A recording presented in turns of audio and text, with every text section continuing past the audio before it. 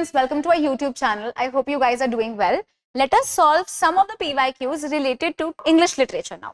ठीक है? So English literature से associated PYQs है. The first question in front of you is, who among the following argued that children learn language based on behaviorist reinforcement principles by associating words with meanings? Is it Noam Chomsky, B.F. Skinner, Stephen Crashaw or Peter Singer?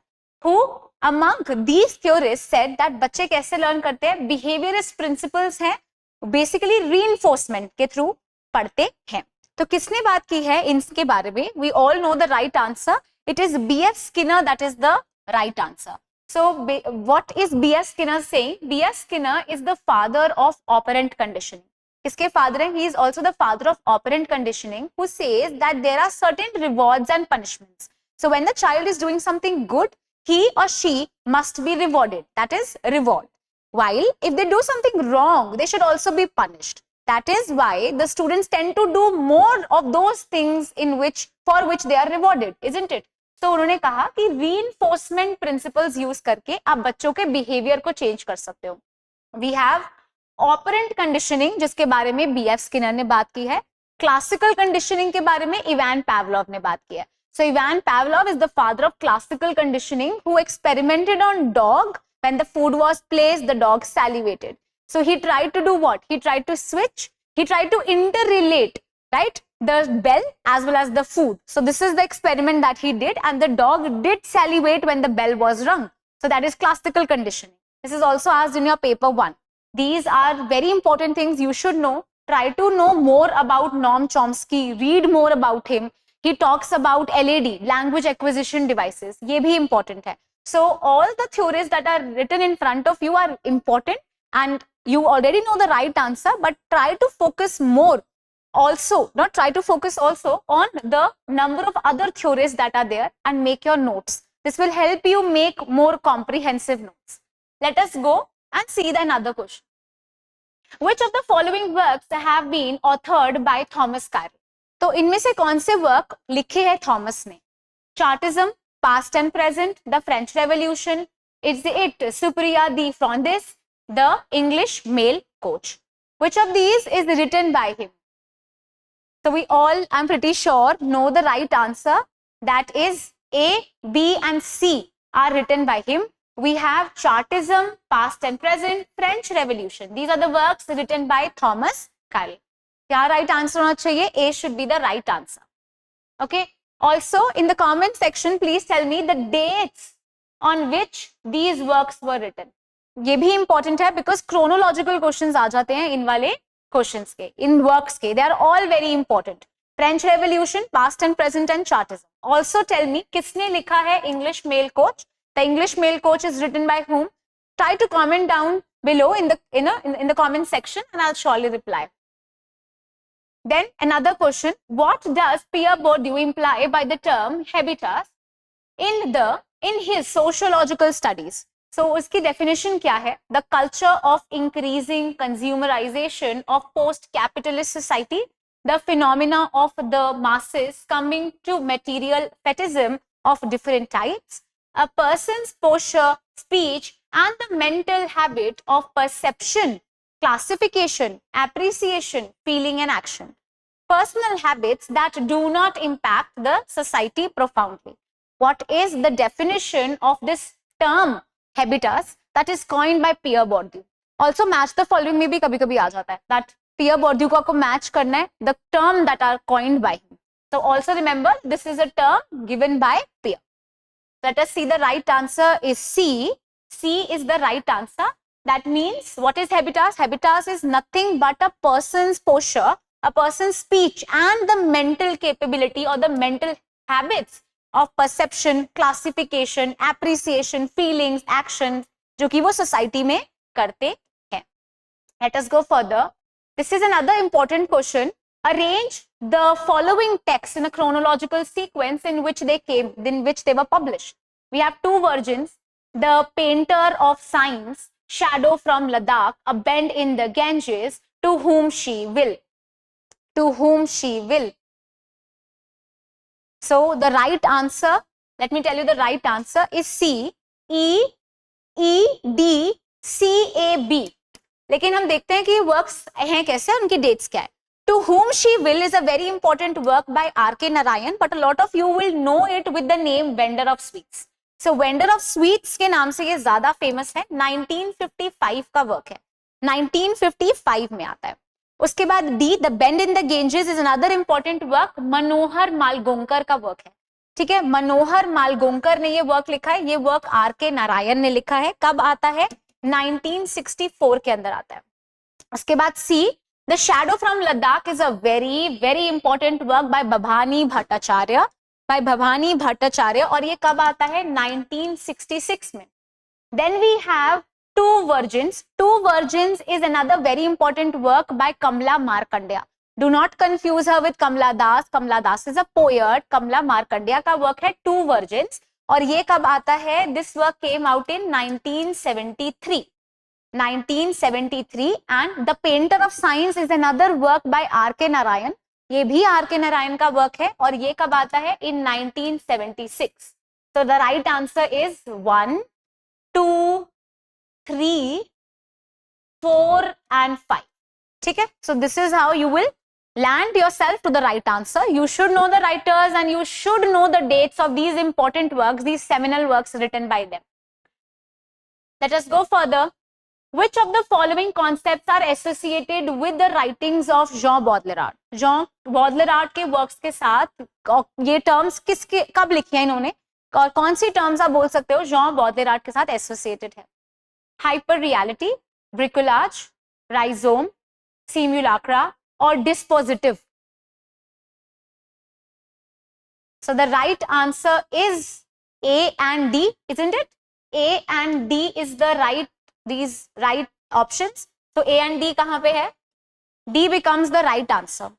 So what is hyper reality? Hyper reality, so we are living in this postmodern world where whatever we look, we have lost the distinction between what is real and what is unreal. So there is this close proximity. In fact, they are very much the same now. For example, Jean Baudrillard gave an example of Disneyland only. Mickey Mouse का example लेते हैं और बताते हैं that we see around us the certain things that we now feel are real. He also said that maybe Gulf War never took place because what media showed us, we take it for granted that wahi sach hai. This is called as hyper reality. The unreal things that tend to be real, the selfie that you take and upload with the filters that you use, have, you know, they create yourself, you look even more pretty. That is an image that is getting floated, isn't it? But that is not real, but you tend to use it everywhere. It's like a hyper reality that you have created. So Disneyland का example लेते हैं, वो ये भी paper में आया है. So this is important. Hyper reality is a term that is used by Baudrillard. Then let us come to this word bricolage. Bricolage Claude Lévi-Strauss का work है और term है basically. और ये term कहता है that like a bricklayer you can also create a lot of different things. So like a bricklayer जो बहुत सारी अलग-अलग variety of things के साथ कुछ बना देता है, you can also create from a variety of things. In the text is not a simple text, but there are multiple things that are associated with it. Multiple concepts that are associated. Multiple positions are taken while the text is written. So, like a bricolage, there are multiple tools that can be used. उसे हम like a bricklayer, आप multiple चीजें use कर सकते हो and you create bricolage. So, it's a concept that is given by Claude Lévi-Strauss and not by Baudrillard. So B जहाँ पे भी था, you could also have deleted that option. Then we have rhizome. Rhizome is a term that is given by Giles and Guattari. उनका एक और बहुत important term है anti-Oedipus. So ये सारे concept post modernism से associated हैं. Anti-Oedipus भी और साथ में rhizome भी. और rhizome क्या है? तो just rhizome क्या होता है? Leguminous plants के अंदर ऐसे nitrogen fixation के लिए granules हैं, होते हैं, rhizome होते हैं. ठीक है, और ये कभी भी कहीं पर भी ग्रो जाते हैं. So उसके अंदर Giles and Guattari would say that in this postmodern world we do not run after information that is given to us in a hierarchical, in a structured manner. While information is always haphazard, it is always present everywhere. Okay, so he will say that we flow the information, the flow of information in this tech-savvy world, in this fast-changing modern world where media is being used, is never in hierarchy. वो ना तो linear है ना horizontal है, कभी भी hierarchical structure में नहीं होगा, while कभी भी कहीं से भी स्प्रंग अप हो जाता है. ठीक है, so this is a term Gilles and Guattari ने दिया. Then we have simulacra. Simulacra, there are certain things that were of course once real, then we created copy. तो आजकल हम कॉपी को भी रियल मानते हैं, ठीक है, कॉपीज को रियल तरीके से फ्लोट कर रहे हैं. So when the reality is lost but the copies are taken to be as real, it becomes hyper reality. That is simulacra. So simulation process है, simulacra product है, और उसके बाद create क्या होती है, hyper reality. So these are the three terms that he gave. Okay, hyper reality, simulacra and simulation. So A, D right answer हो गया. And we have dispositive is a term given by Foucault. तो ये फूको ने institutions कैसे आपको knowledge दे रहे हैं और हेजिमनी क्रिएट करते हैं, पावर क्रिएट दिखाते हैं, पावर पॉलिटिक्स होता है, उसके बारे में बात करी थी. So we know the right answer now. Let us go further. Which of the texts, which among the following books is not written by Edward Said? Not written. क्या नहीं लिखा है उन्होंने, ठीक है. On late style music and literature against the grain, the world, the text and the critic, image, music, text, the question of Palestine. So we know that image, music and text रोला बात का work है. ये work इनका है ही नहीं.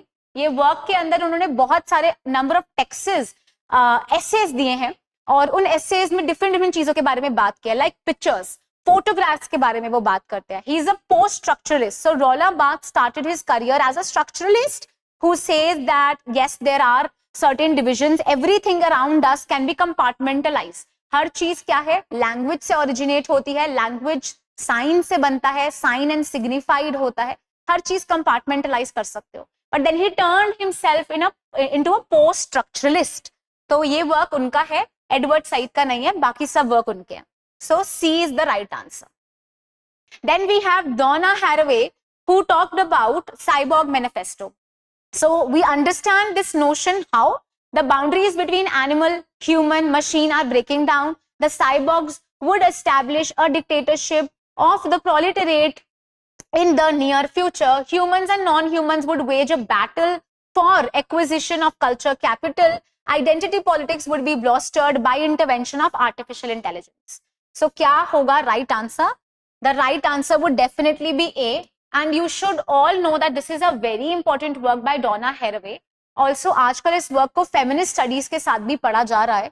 So, cyborg culture is very famous. ये कुछ चीजें हैं जो AI, feminism, ऐसी different fields के साथ associate करके उन्होंने लिखा है. Donna Haraway said that हर चीज आजकल क्या है, cyborg की तरीके से. In fact, we humans are also cyborg. So, she explicitly talks about the distinction between the male as well as the machine, or the human and the machine, is now getting blurry.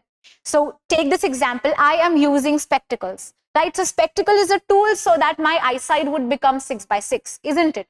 So this means that the distinction between a human per se, the core human identity, is now changing. Now I'm using certain tools so that I can see properly.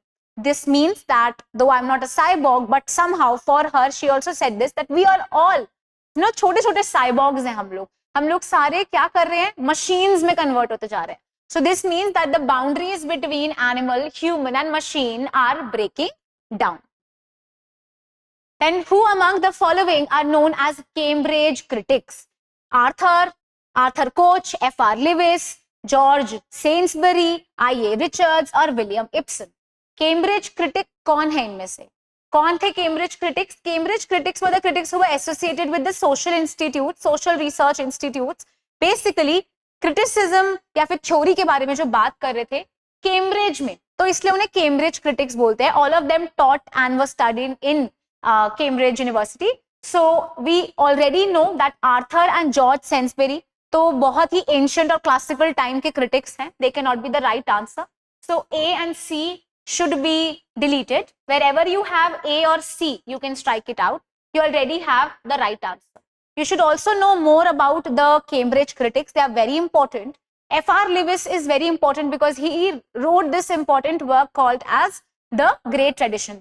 The Great Tradition जहाँ पे उन्होंने George Eliot के बारे में बात की है. In fact, other people also who were greatest of all ages. उनके works अभी तक greatest हैं. Tradition create कर दिया उन्होंने. That is Great Tradition. That is by F.R. Lewis. Then I.A. Richards talked about what? He talked about practical criticism.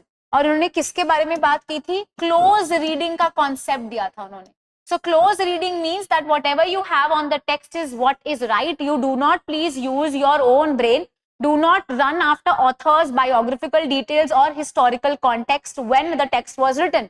The text, the words that are there on the text are golden to you. That is called as a reading style of close reading that I.A. Richards started himself. So I.A. Richards ने अपने students को poetry दी, कहा उनको पढ़ने के लिए. He came up with this way of studying. But a lot of psychological influence and psychological and philosophical influence was there. So William Ibsen, who was the student of I.A. Richards only, read this work and somehow critiqued and came up with this work called as the 7 types of ambiguity. Okay? और उन्होंने ये work लिखा, और ये भी कौन थे? William Ibsen भी कौन थे? एक Cambridge critic थे. So these are certain things that you should know. और practical criticism is inspired by Russian form. And that is how new criticism came into picture. William Ibsen के साथ new criticism start हो जाता है.